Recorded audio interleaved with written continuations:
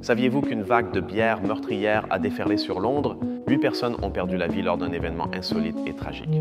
En l'an 1814, la capitale anglaise a été le théâtre d'une catastrophe brassicole sans précédent.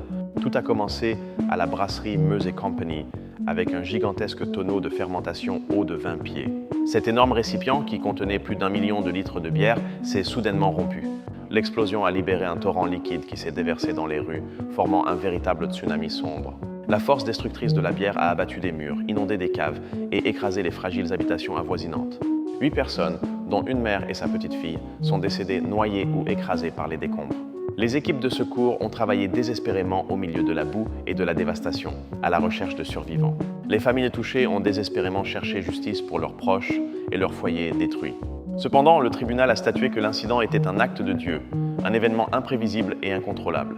Cette décision controversée a exempté la brasserie de toute responsabilité légale, refusant toute compensation aux victimes. Tandis que les personnes touchées se retrouvaient dans la misère, l'entreprise, elle, a reçu une indemnisation pour la bière perdue. Cette décision judiciaire a laissé une profonde cicatrice dans l'histoire de la justice et de la responsabilité des entreprises.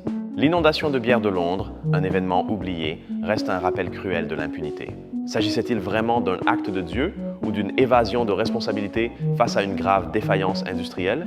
Laissez votre avis en commentaire. Que pensez-vous de cette affaire d'injustice historique?